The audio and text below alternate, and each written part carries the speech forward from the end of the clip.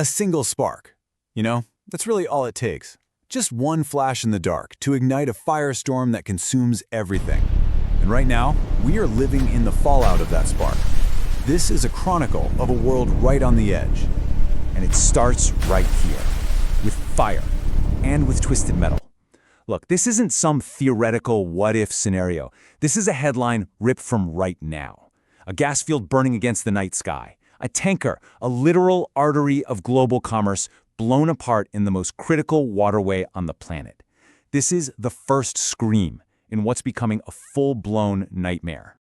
The immediate result of that violence is an inferno. And I don't just mean in the Gulf. I mean an inferno that is ripping through the world's financial systems. The shockwave, it travels at the speed of light. And here it is, the immediate price tag, $103. Not for a new phone, not for some luxury item, for one single barrel of crude oil. This number, in its brutal simplicity, is the market's instant, panicked gut reaction. That's the cost of fear, right there, priced in real time as the flames rise from the Strait of Hormuz. So what does a number like that actually mean for the markets? Well, it means this. The risk-off trade is back with a vengeance. Think of it like a global stampede. Everyone is dumping anything that feels even a little bit uncertain. Stocks, for example. And they are desperately clawing their way towards anything that feels safe, like gold or government bonds. It's a global flight from danger, and it means things like your pension, your savings, they are suddenly on much, much shakier ground. So how in the world did we get here? How did we end up with burning tankers and markets in a complete freefall? Well, every fire has an ignition point, right? A moment where the talking stops and the violence begins. It almost always comes down to a single event, one action that just makes the escalation, well, inevitable. The trigger for this whole global crisis was precise, it was targeted, and it was absolutely final. And this is it. This is the point of no return. The assassination of Iran's security chief. I mean, we're talking about a major figure at the very heart of their military establishment. This wasn't some random act of violence. This was a calculated strike that just shattered whatever fragile peace was left. The crucial thing to understand is, from this moment forward, retaliation wasn't just a possibility. Oh no, it was a dead certainty. And when retaliation comes, there's always a price. A price that's paid not just in blood and steel on the battlefield, but in numbers that dictate the health of the entire global economy. This is the bill for the conflict, and guess what? It's coming due for every single one of us. Just look at the immediate economic pain. I mean, look at that spike. That's not a gradual climb. That is a vertical cliff face. The price of oil and diesel, the literal lifeblood of our industries, of our supply chains, just exploding overnight. This is the cost of war that you feel at every single gas pump and on every single shipping invoice. Now let's just zero in on this one figure for a second. $5 for a gallon of diesel, the highest it's been since 2022. So why does this one price matter so damn much?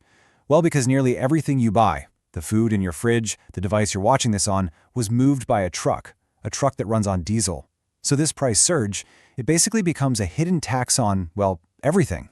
And here's that mad dash for safety, that risk-off stampede in action. You can see it playing out. Investors are fleeing to gold. That's the classic safe harbor in a storm. They're buying up US dollars, just desperate for some stability. They're pouring so much money into government bonds that the return, the yield on those bonds is getting pushed down. And stocks, they're on a violent roller coaster, and any hope of a real recovery is just being choked off by the smoke rising from the Gulf. Okay, so beyond the immediate market panic, there's a darker, more insidious economic ghost that's starting to stir. It's a word that economists, frankly, hoped they would never have to say seriously again. Stagflation. It is the absolute worst of both worlds. Seriously, just try to imagine this. Your wallet is getting lighter because the economy is stalling out and companies aren't hiring. But at the exact same time, the price of everything you need to buy just keeps going up and up. It is a vicious, brutal economic trap. In a crisis like this, it never hits everyone equally. It just pours gasoline on the fire of what we call a K-shaped economy. Just picture the letter K. That top arm, the one going up, that represents people with assets, with secure investments. They might weather the storm, maybe even do okay. But that bottom arm, the one going down, that's everyone else. People who rely on wages, people who are exposed to these rising costs, they get pushed down even further. It's a massive divergence of fortunes, and war just makes it happen faster. So here's the situation. We've got an active war, a panicked market, and the threat of a deep economic sickness spreading. It leaves the entire global order balanced on a knife's edge. A world on a wire. And these are the razor-thin threads that are holding us in this state of absolute suspense. First off, nobody is rushing in to protect the oil tankers. U.S. allies are, let's just say, reluctant. Second, that idea of an international coalition to force the strait open? Still, just talk. It's nowhere near ready. And third, as if all that wasn't enough, the U.S. Federal Reserve is about to make a critical decision on interest rates. I mean, can you imagine their position? They have to fight the inflation from this oil shock, but if they raise rates too much, they could crash an economy that's already reeling. Every single one of these points is a potential flashpoint. Which brings us, of course, to the final, terrifying question. With the world's most vital waterway now an active war zone, with economies on the brink, and with the world's military powers hesitating, what happens next? The scary part is, nobody knows. And that uncertainty, that might just be the highest price of all.